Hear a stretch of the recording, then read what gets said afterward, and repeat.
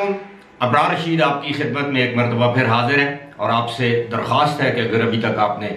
اس channel کو subscribe نہیں کیا تو اسے سبسکرائب کر لیجئے گا، جو بیل آئیکن یا نوٹیفیکیشن بیل جسے ہم کہتے ہیں اس کو ضرور پریس کیجئے گا تاکہ ویڈیو کا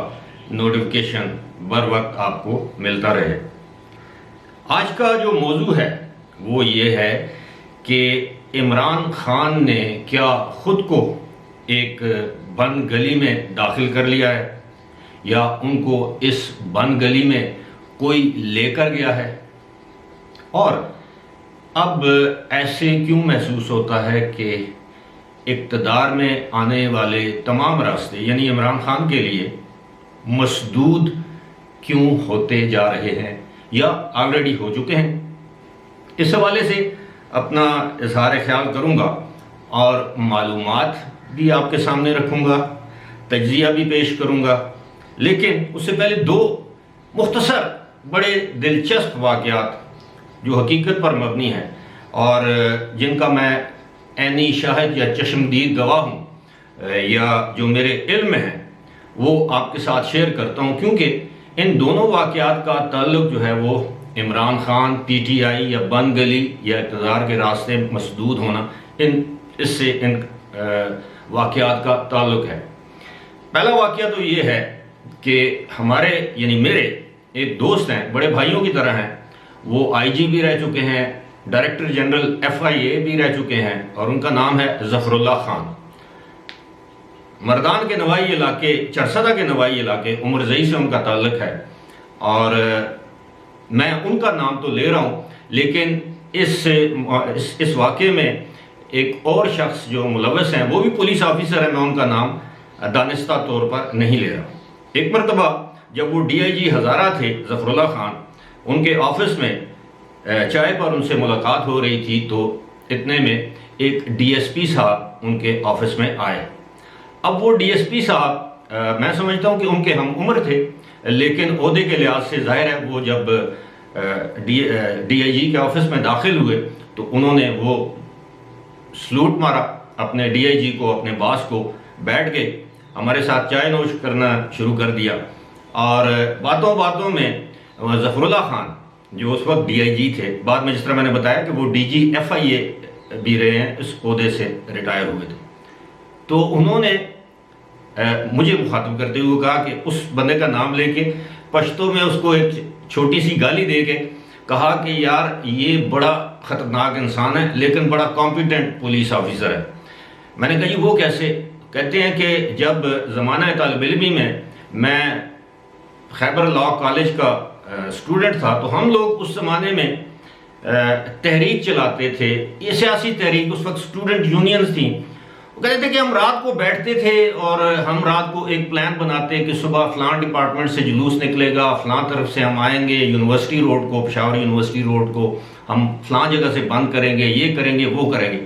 کہتے ہیں صبح ہم اٹھتے تھے، ہم 5-6 دوست ہوتے تھے، یہ سارا پلان بناتے تھے، تو کہتے ہیں جب صبح ہم جب اٹھتے تو پتہ یہ چلتا ہے کہ جناب ہمارے ہاسٹلز کے باہر بھی پولیس کھڑی ہے، ہمارے ڈپارٹمنٹ کے باہر بھی پولیس کھڑی ہے۔ ہم بڑے پریشان حیران ہوتے کہ یار یہ کیسے پولیس والوں کو پتہ چل جاتا ہے کہ اچانک یہ رات کو ہم یہ فیصلہ کرتے ہیں اور صبح پولیس والے آ جاتے ہیں۔ کہتے ہیں یہ سلسلہ چلتا رہا آنکھ مچولی پولیس کے ساتھ اسٹوڈنٹ لائف میں۔ کہتے ہیں میں نے لا کر لیا، لا کرنے کے بعد میں نے سی ایس ایس کیا، میں سی ایس ایس کر کے جب میں پولیس میں اے ایس پی بھرتی مطلب اے ایس پی کے عہدے پر آ گیا، اس کے بعد کہتے ہیں میں ایک مرتبہ ایس پی تھا پشاور میں یا کسی جگہ پہ، تو کہتے ہیں کہ میرا یہ اس ڈی ایس پی کی طرف اشارہ کرتے ہیں، کہتے ہیں میرا اس سے واسطہ پڑا اور مجھے پتہ چلا کہ جس وقت یہ ہمارے ساتھ لا کی گریجویشن کر رہا تھا خیبر لا کالج میں، اس وقت یہ اسپیشل برانچ میں کام کر رہا تھا اور یہی ہماری مخبریاں کرتا تھا۔ یعنی اندازہ کیجئے کہ وہ اس وقت اسپیشل برانچ میں کانسٹیبل ہوگا، ہیڈ کانسٹیبل ہوگا۔ اسپیشل برانچ آپ سمجھتے ہیں تو یہ ایک پولیس کی ایک انٹیلیجنس برانچ ہوتی ہے، اور اس میں وہ کہتے ہیں کہ ساتھ ساتھ یہ یونیورسٹی میں پڑھ بھی رہا تھا،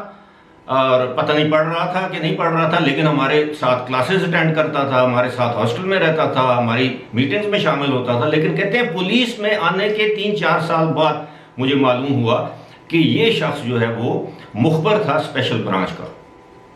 اب وہ ڈی ایس پی صاحب بھی، اس کے بعد وہ ایس پی کے عہدے پر گئے، ڈی پی او بنے، اور اس کے بعد اب وہ بھی ریٹائر ہو چکے ہیں. دوسرا واقعہ یہ ہے کہ میں جانتا ہوں کہ ایک میڈیا مالک ہیں پاکستان کے، ایک بڑے میڈیا ہاؤس کے وہ مالک ہیں، وہ دانستہ طور پر اپنے ایک انتہائی قابل اعتماد ساتھی کو، اس کو وہ تنخواہ بھی دیتے رہتے تھے لاکھوں میں، اور اسے یہ کہتے تھے کہ تم آزاد ہو، تم فلاں آرگنائزیشن میں چلے جاؤ، میں کوشش کرتا ہوں میں تمہیں وہاں پر کوئی اچھا عہدہ دلوا دوں. وہ صاحب اب بھی وہ چینل بھی ہے، وہ صاحب بھی موجود ہیں دنیا میں. تو وہ کیا کرتے تھے، اپنے بندے کو دوسرے چینل میں بھرتی کروا دیتے تھے، بے شک نسبتاً کم تنخواہ ہو، کیونکہ اس کو اس چینل سے آلریڈی تنخواہ مل رہی تھی، جہاں جو مالک وہاں دوسرے چینل میں بھیجتے تھے، تاکہ وہ اس چینل کے اندر جا کے ایسی پالیسیز بنائیں، ایسے کام کریں جس کی وجہ سے اس چینل کی پاپولیرٹی میں کمی آئے، جس کی وجہ سے اس چینل کی ساکھ متاثر ہو، اور وہ 2-3 سال میں وہ بندہ اپنا کام وہاں پہ کر کے اور دوبارہ اپنی اسی آرگنائزیشن میں واپس آ جاتا تھا جہاں سے اسے اس چینل میں پلانٹ کیا جاتا تھا. اب اس کا مقصد آپ سمجھ گئے ہوں گے اس دونوں واقعات کا. یہی صورتحال عمران خان کے ساتھ ہے. عمران خان کے ارد گرد کچھ ایسے ان کے دوست سے مراد یعنی دوست نما دشمن جنہیں ہم کہتے ہیں، وہ ان کے گرد موجود ہیں جنہوں نے انہیں ماضی میں اس طرح کے مشورے دیے. اب آپ اندازہ کیجئے کہ گزشتہ 4 سال میں کہوں گا، اس سے پہلے کی بات آپ چھوڑ دیں، جب سے عمران خان اقتدار میں آئے ہیں انہوں نے بے شمار ایسے فیصلے کیے ہیں، غلط فیصلے کیے ہیں، جس پر بعد میں ان کو یو ٹرن لینا پڑا، ان فیصلوں کو واپس لینا پڑا، انڈو کرنا پڑا، بے شمار. میں کس فیصلے کا ذکر کروں؟ پہلے انہوں نے کہا کہ ہم IMF میں نہیں جائیں گے، پھر ان کو جانا پڑا. پہلے انہوں نے کہا کہ میں یہ کام نہیں کروں گا، پھر ان کو کرنا پڑا. پہلے انہوں نے کہا کہ میں کسی کو نہیں چھوڑوں گا، پھر ان کو بعض لوگوں کو چھوڑنا پڑا. پہلے انہوں نے کہا کہ میں DG ISI اسی کو رکھوں گا، اور فوج کے ساتھ ٹکر لی، پھر ان کو اس سے دستبردار ہونا پڑا. پہلے انہوں نے کہا کہ میں ڈکٹیشن نہیں لوں گا، پھر ڈکٹیشن لینا پڑی. پہلے انہوں نے کہا کہ میں آخری بال تک کھیلوں گا، بالآخر ان کو تحریک عدم اعتماد کا سامنا اور ناکامی کا سامنا کرنا پڑا. اس دوران بھی، یہ جو پورا دور ہے، اس دوران بھی انہوں نے متعدد ایسے فیصلے کیے یا ان سے ان ساتھیوں نے کروائے. عین ممکن ہے وہ کسی دوسری جماعت کے مخبر ہوں ان کی جماعت میں، اور یہ مخبر ایسے ہوتے ہیں کہ PTI میں بیٹھ کے اسی جماعت، جس جماعت سے وہ بھیجے گئے ہیں، ان کو سب سے زیادہ جو ہے وہ تنقید کا نشانہ بناتے ہیں اپنی اس جماعت کو. اب میں 2 مثالیں آپ کو دوں گا، 2 مثالیں. ڈاکٹر بابر اعوان وہ شخص ہیں جنہوں نے ایک ٹیلی ویژن ٹاک شو میں بیٹھ کر عمران خان کی تضحیک اور تضلیل کی، اور ان کی موجودگی میں، عمران خان کی موجودگی میں ان کے پر ذاتی حملے کیے، ان کی ذاتیات کے، اخلاقیات کے حوالے سے باتیں کی. وہی اس وقت بابر اعوان پیپلز پارٹی میں تھے، پیپلز پارٹی کے وزیر قانون بھی تھے. وہی بابر اعوان بعد میں PTI میں آگے، PTI میں آ کر انہوں نے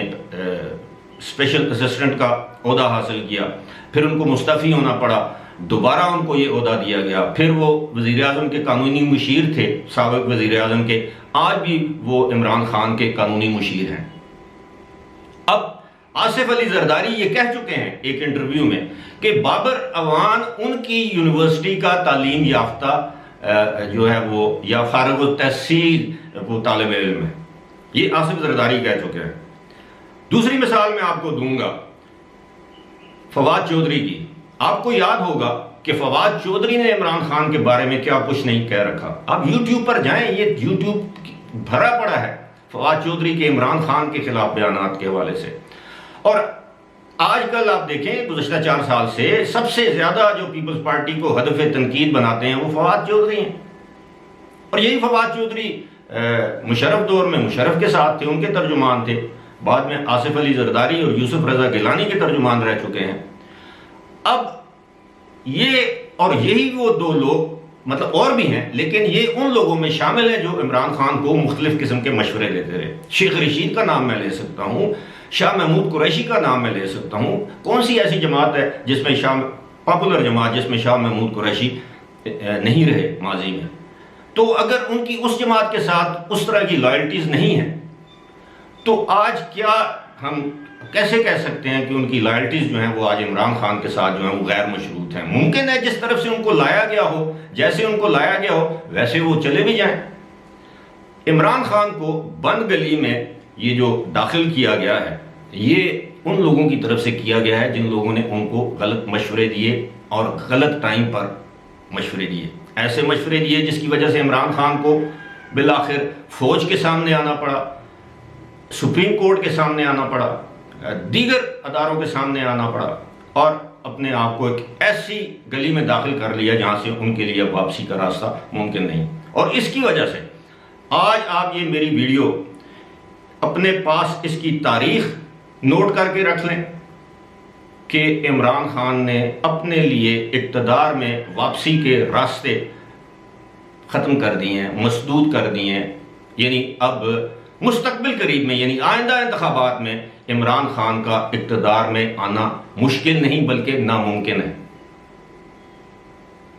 لوگ تو کہہ رہے ہیں نا کہ وہ شاید 2/3 اکثریت سے 2/3 میجارٹی سے اقتدار میں آ سکتے ہیں۔ یہ میں آپ کو بتا رہا ہوں معلومات کی بنیاد پر کہ عمران خان کے لیے اقتدار کے دروازے بند ہیں، کم از کم آئندہ 5-6 سال کے لیے۔ یعنی یہ جو حکومت اگر اپنی ٹرم پوری کرتی ہے، 2023 کے اگست میں الیکشنز ہوتے ہیں، تو 2023 کے الیکشنز میں عمران خان بھول جائیں کہ وہ اقتدار میں آ سکتے ہیں دوبارہ، اور پھر وہی رونا ہوگا کہ دھاندلی ہوگی۔ دھاندلی نہیں ہوگی، اسٹیبلشمنٹ اسی طرح نیوٹرل رہے گی، اسی طرح نیوٹرل رہے گی جس طرح آج کل ہے۔ نہ وہ کسی کے حق میں دھاندلی کرے گی، نہ کسی کے مخالف یا خلاف دھاندلی کرے گی۔ اور اگر ایسا ہوگا اور ایسا ہوگا تو آپ جس طرح میں کہہ رہا ہوں آج کی تاریخ، یہ ویڈیو، اس کا وہ سارا آپ اپنے پاس لنک سنبھال لیں، پھر میں آپ سے پوچھوں گا یا آپ مجھ سے پوچھئے گا کہ میں درست کہہ رہا تھا کہ غلط۔ البتہ ایک بات ہے، پاکستانی پولیٹکس میں اس طرح چٹکی بجتے کوئی بھی حادثہ سانیہ رونما ہو جائے، اللہ نہ کرے حادثہ یا سانیہ، تو پاکستانی پولیٹکس میں کچھ بھی ہو سکتا ہے۔ لیکن فی الحال عمران خان کے تمام راستے مسدود ہیں، کیونکہ انہوں نے یا ان کے ساتھیوں نے انہیں ایک ایسی بند گلی میں دھکیل دیا ہے جہاں سے اب شاید ان کے لیے اقتدار میں واپسی کا راستہ ممکن نہیں۔ فی الحال اسی کے ساتھ مجھے دیجیے اجازت، خدا حافظ۔